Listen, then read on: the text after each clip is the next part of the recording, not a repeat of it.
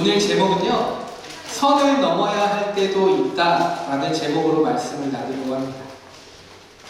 우리 사회에는요, 선을 넘었네? 이런 말들이 우리 사회에서 유행처럼 쓰는 말 중에 하나가 아닐까 생각합니다. 어라? 저 사람 지금 선 넘었네. 이건 아니지. 선 넘은 거지. 이렇게 우리가 좀 표현하곤 하잖아요.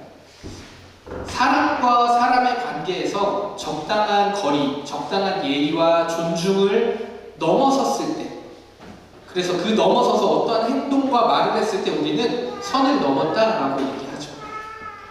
여러분들 중에 혹시 선 넘어본 기억이 있으십니까? 내가 선을 좀 넘어보았다. 내가 관계는 뭐든 선을 넘어봤다 하신 분 있어요? 다들 우리 공동체는 너무 좋은 공동체가 선 넘은 적이 한 번도 없으신 거잖아요. 네. 저는 선 넘은 적이 많아요. 목사다 보니까 말을 많이 하다가 실수해서 선을 넘은 적이 많아요. 어찌됐건 우리가 이처럼 삶을 살다 보면요, 선을 넘을 때가 있습니다. 사실 우리가 다 고백할 수는 없겠지만, 또 기억이 안 날 수도 있겠지만 선을 넘을 때가 있습니다. 어쩔 때는요, 잠이 안 올 정도로 후회가 될 때도 있어요. 그 선을 넘을 때. 또 가볍게 넘어가는 일들도 있어요. 하지만 이제 선 넘기가 심한 것은요, 관계가 깨어지고 또 마음이 상하기도 합니다. 도대체 이 선이라는 게 뭐길래, 이 선이 뭘까요? 보통 우리가 이 선이라고 할 때 보여지는 선이라고 한다면 당연히 사회에서 정한 법과 제도가 우리의 선이 될 거예요. 근데 보여지지 않는 선도 있죠. 보여지지 않는 선이라고 한다면 문화적으로 우리가 경험되어진 각자의 기준에서 세워진 선이 있는 거죠. 어찌되었건 이 보이던 보이지 않던 이 선이라는 것은 지켜주는 것이 매너고 예의라는 것입니다. 그리고 그게 깔끔해 보여요. 그래서 오지랖 부리지 마 이런 말도 하잖아요. 선을 지키라는 거죠. 오늘 본문은요, 좀 새로운 눈으로 바라보면요, 선을 넘는 사람들과 그렇지 않은 사람들의 이야기예요. 오늘 말씀을 통해서 여러분이 언제 선을 넘어야 하는지, 또 언제 선을 넘지 말아야 하는지 분별하는 귀한 시간 되시기를 바랍니다. 오늘 말씀 본문은 우리가 잘 아는 이야기죠. 우리 2번이나 봤고 또 이렇게 스톱모션으로도 보기도 했고, 예수님께서요, 회당장 이름이 야이로예요.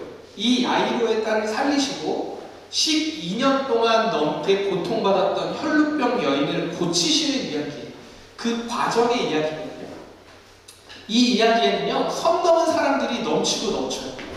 마치 누가 더 선을 잘 넘는지 경쟁하는 것 같아요. 성경은 오늘 우리에게 선 넘지 않는 방법을 알려주는 것이 아니라 선을 넘어야 할 때도 있다. 근데 선을 넘어야 할 때가 언제인지 알려주고 있습니다. 이제 선 넘는 사람들의 이야기를 우리가 하나씩 좀 살펴볼게요. 먼저 우리가 잘 알고 있는 어라 선 넘었어 이렇게 버릇없게 선을 넘는 사람들의 이야기입니다. 누구냐면 바로 제자들이에요.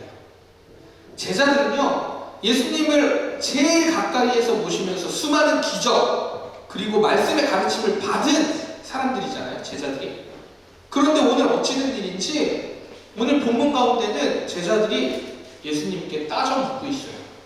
상황은 이렇습니다. 예수님이 회당장 야이로의 요청에 따라 야이로의 딸을 회복시키기 위해서 회당장의 집으로 가는 길이었어요. 사람들이 어마무시하게 많아요.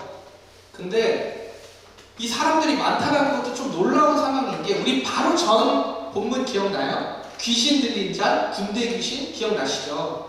그 귀신 들린 사람이 거주하던 거라사인 지방이라고 하죠. 그 지방에서는 예수님이 어떻게 됐어요? 제발 여기 있어주지 말라고 그러고 제발 나가달라고. 근데 오늘 바다 건너편으로 왔더니 이곳에는 예수님을 기다리던 사람, 예수님을 막 쫓아오는 사람들이 너무 많아요. 좀 이것도 참 아이러니해요. 그럼 결국 어떤 얘기냐면 거라사인 지방은 예수님을 모르는 사람이 많았고 여기는 예수님을 알고 있고 영향력이 있는 지역이라는 얘기예요. 이렇게 예수님의 영향력이 있으니 사람들이 많이 모인 거예요. 그런데 이곳에 수많은 군중들이 예수님에게 막 몰려드는 겁니다. 어디에 가더라도 막 사람들이 계속 몰려요. 그래서 심지어 예수님을 밀치고 있는 그런 상황이에요. 어떻게 해서든 예수님 한번 보려고.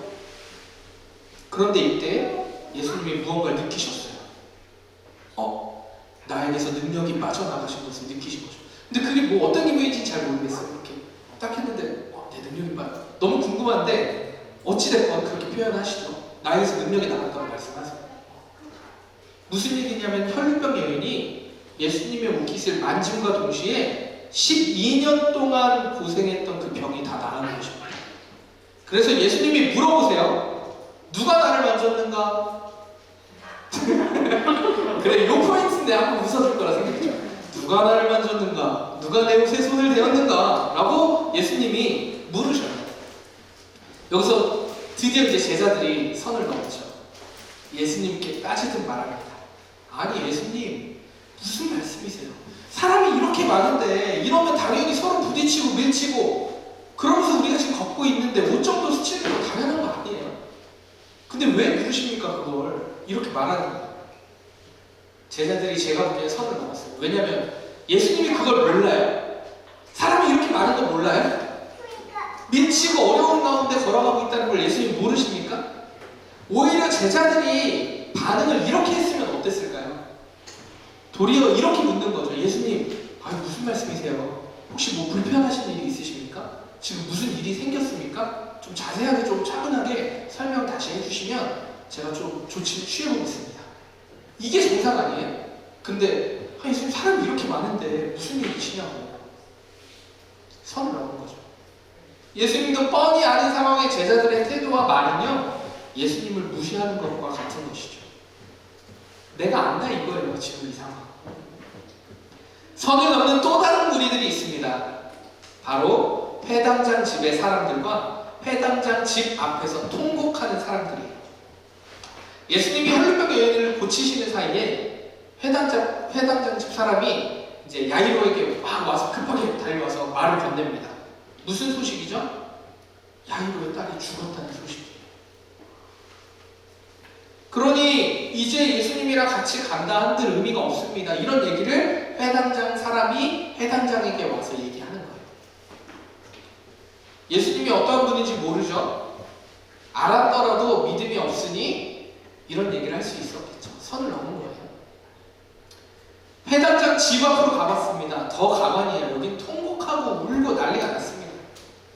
근데 여기서 우리가 좀 이해해야 될 문화가 뭐냐면요. 당시 유대 문화에서는요. 사람이 죽잖아요.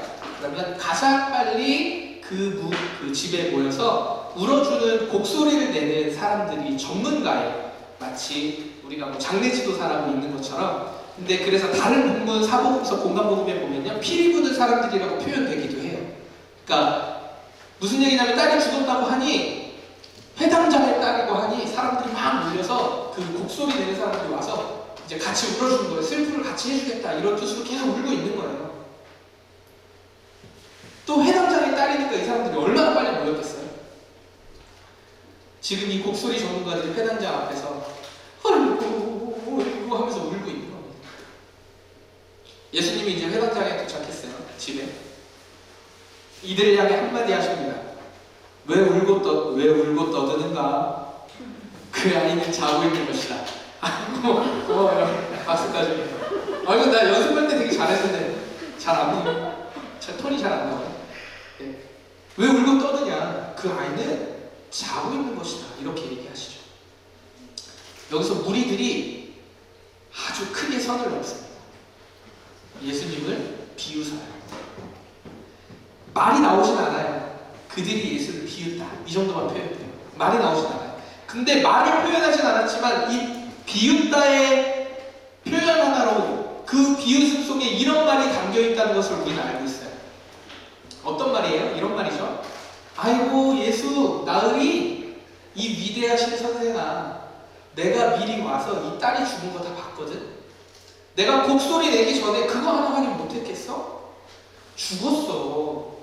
근데 너가 지금 몰라서 하는 말이야. 참 답답하네 이 사람. 속말로 이렇게 하면서 비웃은 거죠. 선 넘었죠. 결과를 알아요. 이 뒤의 결과를 알고 있으니까 이 같이 통곡하는 사람들이 선을 넘었다는 것을 알지만서도 사실 저 상황에 있는 상황이 우리가 그 상황이었다면 누구라도 선을 넘지 않겠어요? 죽은 사람을 봤어요. 아이가 죽음을 확인까지 했어요. 근데 자고 있다라고 말하는 예수님이 얼마나 답답하고 한심하게 보였겠습니까? 왜 이렇게 예수님을 믿지 못하는 걸까요? 믿지 못하는 것을 넘어서 비웃기까지 해요.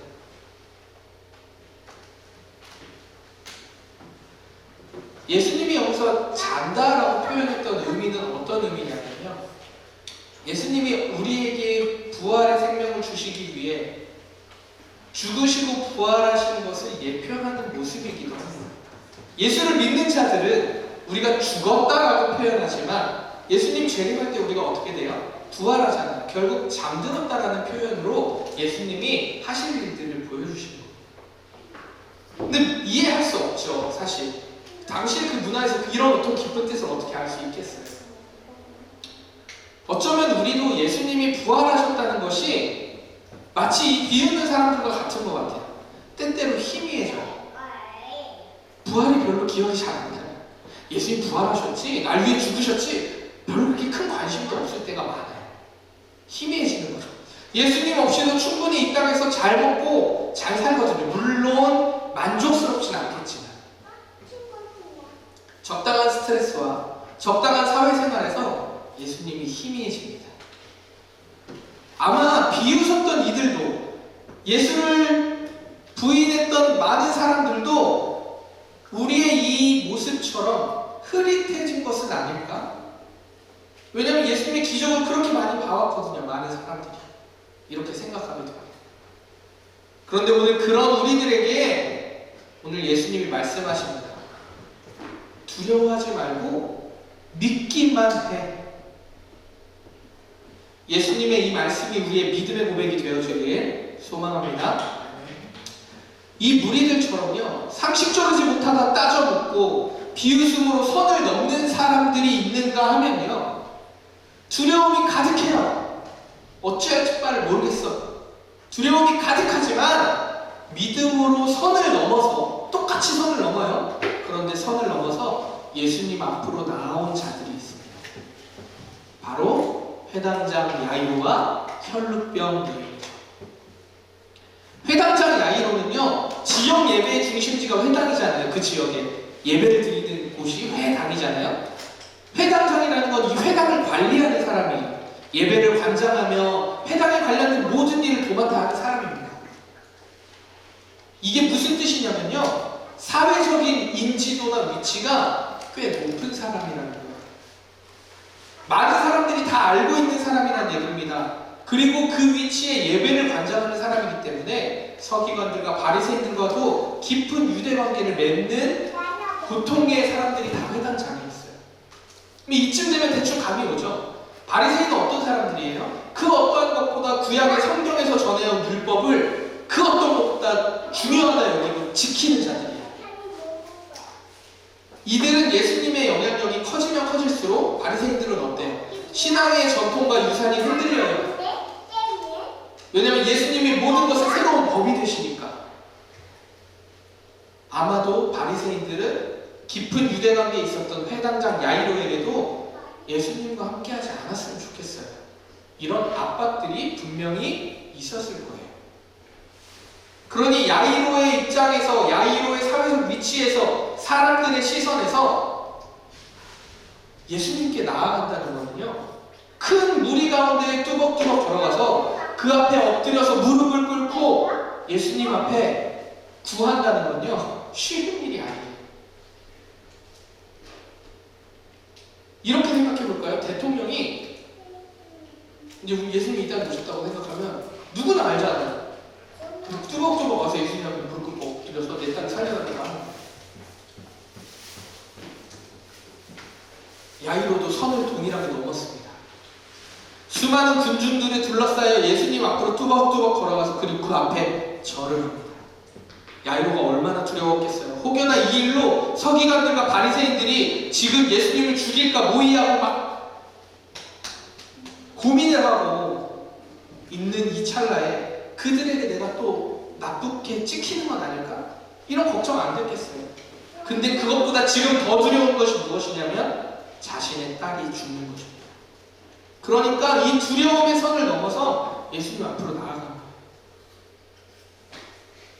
혈루병 여인은 어떠합니까? 혈루병은요, 피가 멈추지 않는 거예요. 지혈이 되지 않는 거예요. 근데 이게 1년, 2년, 우리 지혈 안 되면 죽잖아요. 12년 동안 이어졌대요. 이 고통이 어마어마했을 거 아니에요? 어떤 노력으로도 나올 수 없었다. 이제는 그 병이 더욱 심각해졌다라고 오늘 본문은 얘기하고 있어요. 이 병만으로도 감당하기 어려운 큰 고통일 텐데요. 더욱 우리의 마음이 아픈 것은 뭐냐면 이웃과 어울리지 못하는 소외된 삶을 살았던 사람이 혈루병 여인이라는 거예요. 당시의 문화는요, 피를 흘리는 것은 부정한 것으로 여겼어요.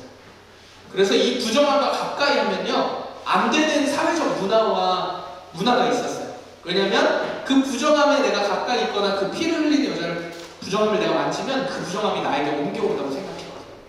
그러니 12년 동안 계속 피가 흘리는 사람은 12년 동안 부정한 사람인 거예요. 12년 동안 외롭게 살아야 돼. 격리돼서 살아야 돼. 군중이 있는 자리에 나올 수 없어. 왜? 부정한 사람이니까. 근데 이 여인도 동일하게 선을 넘었어요. 두려움의 선을 넘어 사실 야이로보다 더 선을 넘은 사람이에요. 왜? 부정한 사람은 다른 사람과 접촉하면 안 되잖아요. 군중들 앞에 나온다는 것 자체가 어찌 보면 돌로 맞아 죽을 수도 있는 상황일지도 몰라요. 야, 너 왜 나왔어? 이렇게 될 수도 있는 상황이라는 거죠. 성경은요, 예수님 앞으로 나와왔다라고 이 장면을 몇 글자로 표현했지만 이 용기가 얼마나 대단하겠어요. 와, 부정한 사람이 수많은 군중들을 비집고 몰래 나타나서 예수님을 만진다? 여러분, 더 무서운 거예요. 부정함을 남이 나를 만져서 옮긴 게 아니고 내가 예수님을 만짐으로 예수님을 부정하게 만들겠다는 거예요. 보편적인 믿음이 없는 사람들의 시선에서는 내가 가서 저 사람을 부정하게 만들 거야. 그렇게 봤을 거 아니에요, 사람들이. 그러니 이 용기는, 이 두려움은 그런데 선을 넘은 거죠. 선을 넘어서 예수님께 가는 거예요. 그리고 믿음으로 생각했습니다. 내가 저 옷자락만이라도 내가 신체를 닿으면 부정함이 오지 않을까. 근데 나 진짜 너무 필요한데 내가 저 옷자락이라도 만지면 나올 수 있을 것 같아. 이 믿음이 있었다는 거예요. 보여지는 것이 전부라고 생각한 사람들은요, 비웃음으로 일관합니다. 죽었잖아. 네가 왔다 한들 뭘. 근데 보여지는 것에 충실하고 익숙한 사람들은요, 이렇게 예수님이 하시는 일들을 기대함이 없어요. 왜냐면 너무 익숙한 일상의 패턴이거든요. 우리가 성경을 볼 때도 마찬가지죠. 우리는 보여지는 것에 자꾸만 눈이 가요. 큰 기적, 놀라운 변화들에 집중하게 됩니다. 그래서 바울과 베드로와 같은 위대한 사람들이 보면 부럽고, 때로는 내 영적으로 침체되었을 때는 막 나는 왜 그럴까? 나는 왜 도대체 신앙생활을 그렇게 수십 년을 해도 변하지가 않는 거야? 이런 얘기를 해요, 우리도. 예수님이 바로 이 점을 가장 걱정하셨어요. 예수님이 이 땅에 오신 이유는요, 모든 사람들이 예수를 믿고 구원의 삶을 이루어서 하나님 나라의 백성으로 살기를 원하셨어요. 근데 예수님이 기적을 베풀 때마다 기적에만 집중이 되니까 그것을 경계하셔야 해요. 예수님께서 사랑이 많으시기 때문에 죽은 자를 살리시고 아픈 자를 고쳐주시고 회복시켜 주신 거예요. 예수님은 궁휼하시기 때문입니다. 하지만 이 회복과 고침을 알리고 싶진 않았어요. 왜냐하면 이것이 알려졌을 때 예수님이 고난의 종으로 십자가를 지고 죽으셔야 하는데 그것들이 오해될까봐. 왜냐하면요, 유대인들은 이걸 오해했던 거예요. 그래서 그렇게 환호했던 유대인들이 종려나무까지를 흔들면서 예루살렘에 입성할 때, 와, 유대인의 왕이요, 우리를 구원하시옵소서, 탁 돌아서요. 왜 그랬을까요? 자신들의 생각으로는 유대인의 왕으로 와서 그 어느 나라보다도 최강국으로 만들 거라고 생각했던 거예요, 예수님이. 왜? 기적도 베푸시는데, 죽은 자도 살리시는데, 5,000명도 먹이시는데 왜 그것 하나 못하겠어? 근데 그분이 우리 유대인들 왕이라니 대박, 이렇게 생각했던 거예요. 근데 뚜껑 열어보니까 아니야. 갑자기 성전이 3일 만에 무너질 거고 다시 세울 거래. 비유로 항상 말씀하셨기 때문에 그것도 비유로 말씀하신 건데, 그거 딱 물고서 신성모독이다 해서 십자가에 못 박는 거예요. 유대인들도 동일하게 예수님이 걱정하셨던 그 부분 때문에 넘어진 거예요. 오늘 소녀를 살리신 다음에 마지막에 얘기하죠. 엄중히 아무에게도 알리지 마라. 얘기하신 이유가 바로 여기에 있는 거예요. 그러니 군중들이 모였어요. 이 군중들의 진짜 믿음을 가진 야이로와 혈루병 여인 말고 대부분의 사람들은 어떤 사람들이에요? 서커스 보러 온 거예요. 예수님 기적 일으켜봐, 서커스 보러 온 겁니다.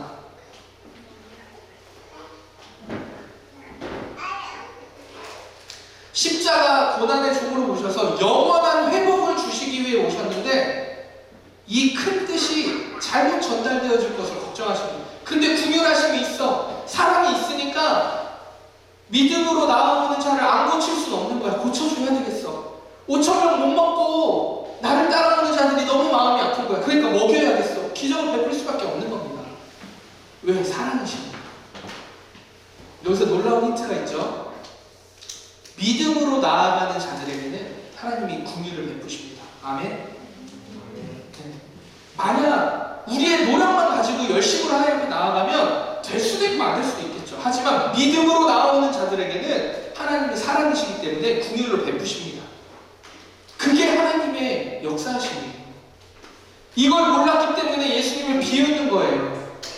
네가 뭘 살려? 야, 헛짓거리 하지 마. 혈루병 여인이 고침을 받고요, 예수님 앞에 나와 엎드렸어요. 그리고 그 여인을 향해 예수님이 말씀하십니다. 뭐라고 말씀하시냐면 이렇게 얘기해요. 딸아, 너의 믿음이 너를 구원하였다. 이 말이 너무너무 중요해요. 이 여인의 병이 나았다는 것을 먼저 강조하시지 않아요. 딸아, 너의 믿음이 너를 구원했어. 나의 옷깃을 스쳐서 고침받은 것이 아니고 너가 믿음이 있었기 때문에 고침받은 거야. 그리고 이 여인의 믿음을 칭찬하신 후에 말씀하세요. 뭐라고 해요? 이제 병 신경 쓰지 마. 건강하게 가서 살아. 너가 어떤 존재의 변화를 알려주신 거예요. 너 이제 내 자녀가 될 거야. 걱정하지 마 이제.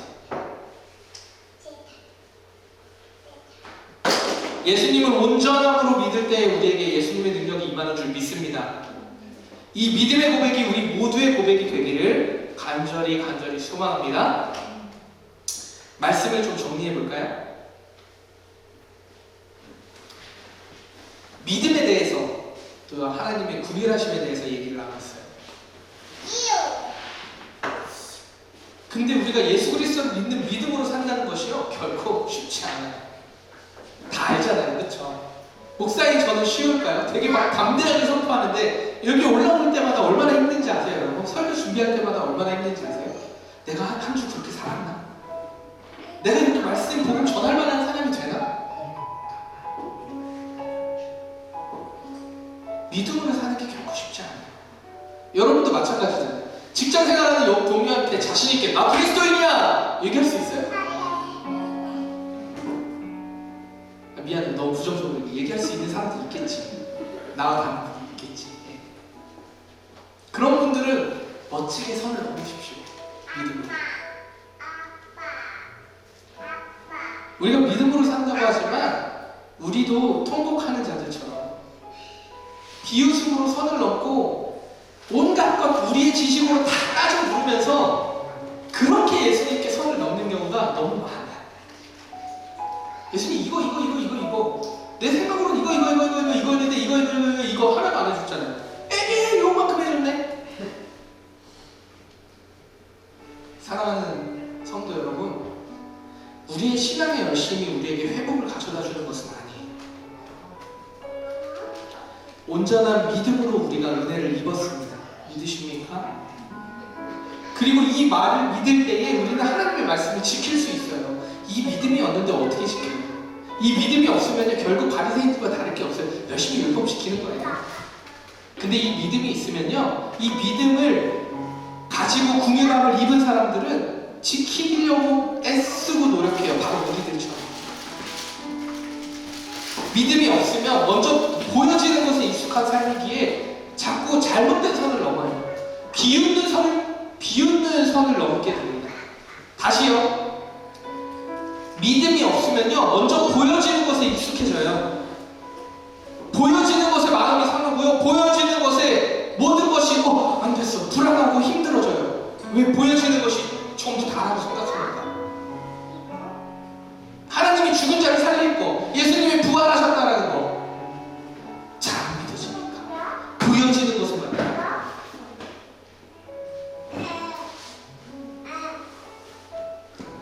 하지만 오늘 제목이 선을 넘어야 할 때도 있습니다.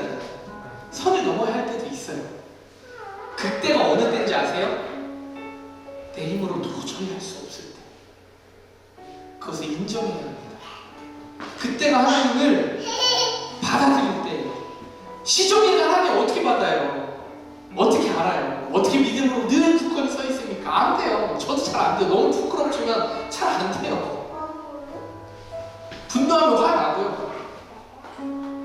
도저히 내 힘으로 도저히 할 수 없을 때, 그때가 믿음으로 나아가야 할 때입니다.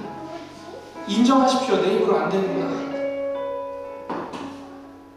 나의 왕관을, 내가 가지고 있던, 내가 다 잘하고 내 인생, 내 주인, 내가 할 수 있을 거라고 생각했던 내 왕관을 내려놔야 되는구나.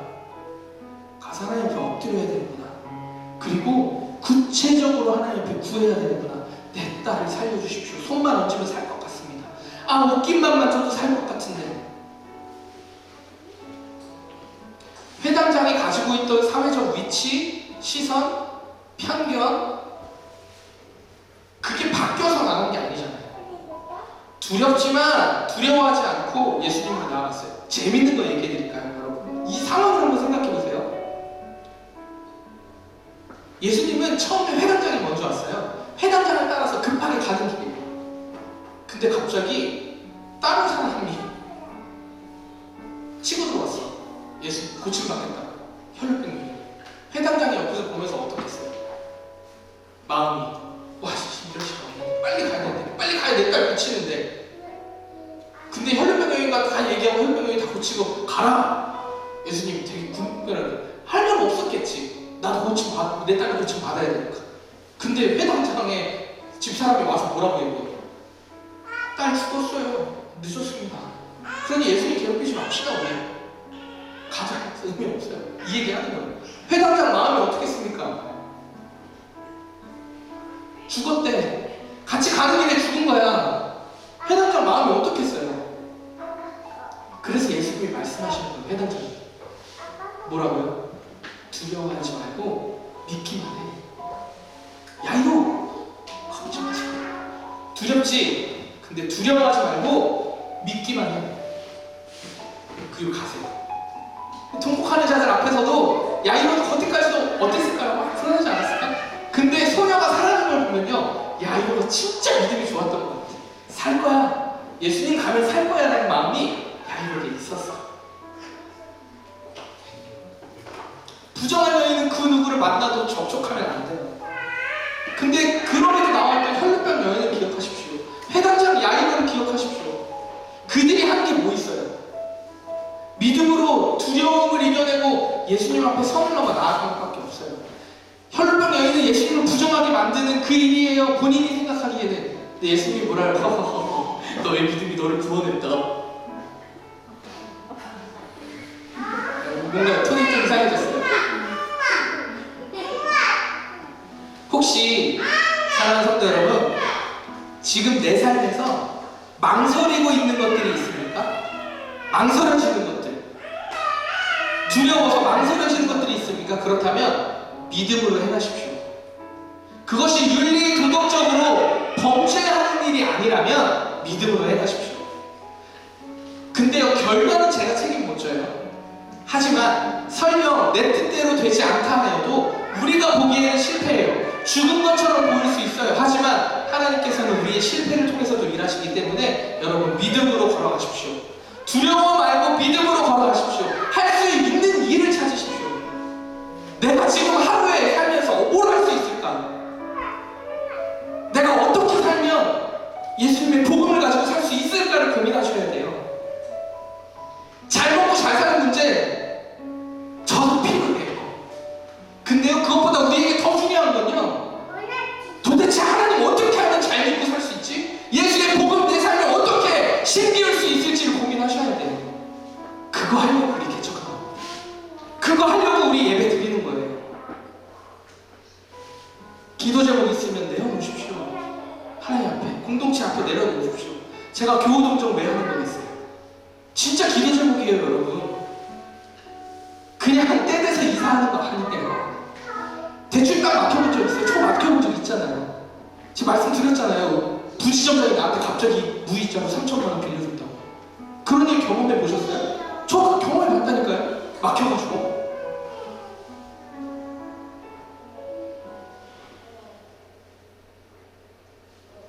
또 한 가지, 사람들의 시선과 편견 그리고 부정적인 나의 생각들, 나의 사고 때문에 힘들어하시는 분들 계세요. 하루를 소중하게 여기십시오. 미래, 내일을 생각했을 때 여유롭게 생각할 수 있을 때라면 생각하십시오. 아니라면 오늘만 생각하세요. 그리고 하루를 보내면서 있었던 일들을 글로 좀 써보세요. 내가 하루 어떻게 보냈지? 그리고 그때 들었던 나의 생각, 나의 마음, 나의 감정들을 좀 잘 적어보십시오. 그리고 하나님께 기도하십시오. 하나님, 내가 오늘 하루를 살았는데 마음이 이렇고 그 직장 동료가 너무 나를 화나게 하고 이 일이 너무 안 풀려요. 내 힘으로 도대체 할 수 없을 것 같은데 어떡하죠? 그래서 나 너무 불안해요. 그리고 하나님께 기도하십시오. 그럴 때 늘 쉬지 않고 앞서 일하시며 우리에게 말씀하고 계시는 주님의 음성이 들리게 될 줄 믿습니다. 하나님 쉬지 않고 일하고 계세요. 여러분 믿으십니까? 우리 한 명 한 명에게 다 쉬지 않고 하나님의 백성으로 초대하셔서 우리를 하나님의 사람으로 부르셨어요. 그리고 그 쓰길 원하십니다. 믿으시길 바라요. 사랑하는 동역자 여러분, 두려워 말고 믿음으로 나아갑시다. 이 믿음으로 예수님께 나아갈 때는 선이 없어요. 경계가 어디 있어요? 사랑이신, 긍휼이신 하나님께 경계가 없습니다. 두려움의 선을 넘어서 우리를 영원 가운데 초대하신 예수님 앞으로 나아가기를 주님의 이름으로 축원합니다. 이 시간 같이 기도하겠습니다.